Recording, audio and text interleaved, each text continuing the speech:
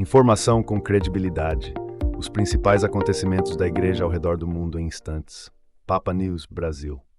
Padre Léo avança rumo aos altares, o que significa a fase romana da causa de beatificação. O Vaticano inicia uma nova etapa na análise da vida e das virtudes do fundador da comunidade Betânia.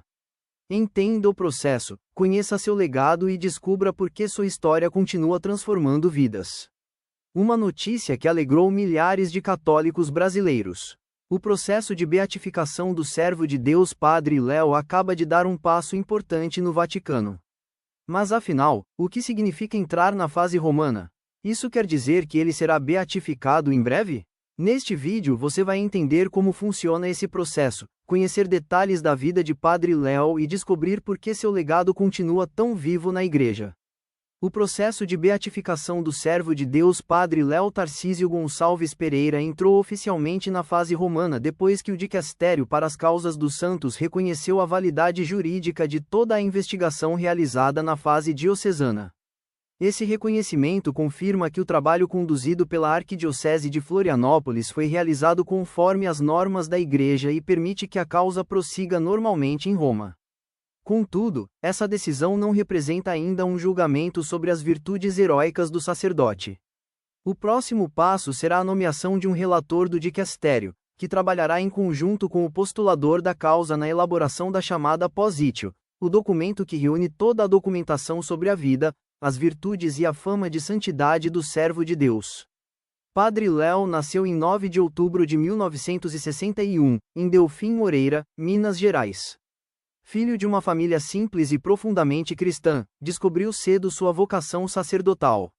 Ingressou na Renovação Carismática Católica na década de 1980 e foi ordenado sacerdote em 8 de dezembro de 1990 na Congregação dos Padres do Sagrado Coração de Jesus, os Derroanos.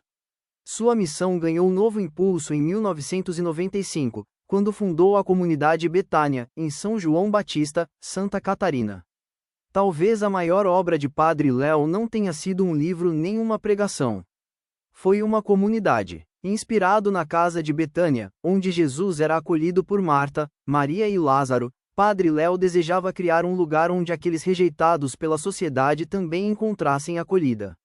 Assim nasceu a comunidade Betânia. Hoje ela acolhe dependentes químicos, pessoas em situação de rua, vítimas da violência, jovens, adultos e famílias marcadas por profundas feridas. Mais do que assistência social, Betânia oferece reconstrução da dignidade humana por meio da espiritualidade, da convivência fraterna, do trabalho e da recuperação integral.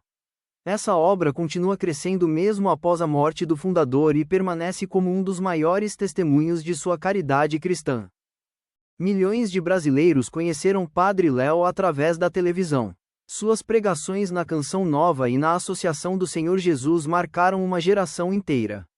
Seu estilo era único, misturava humor, firmeza, profundidade bíblica e testemunho pessoal. Falava sobre cura interior, família, juventude, santidade e conversão. Mesmo quase 20 anos após sua morte, suas palestras continuam alcançando milhões de visualizações na internet. Em 2006 veio o diagnóstico de linfoma. Mesmo enfrentando um câncer agressivo, Padre Léo não interrompeu sua missão. Sua última grande pregação aconteceu durante o Hosana Brasil. O tema escolhido parecia resumir toda a sua vida: buscai as coisas do alto. Ali, profundamente debilitado, afirmou que a doença havia lhe tirado muitas capacidades físicas, mas não havia tirado sua missão de evangelizar. Poucos dias depois, em 4 de janeiro de 2007, ele faleceu aos 45 anos em decorrência de complicações da doença. É aqui que muitas pessoas têm dúvidas. A fase romana não transforma automaticamente alguém em santo. Ela inicia um estudo extremamente rigoroso. Especialistas analisam milhares de páginas de documentos.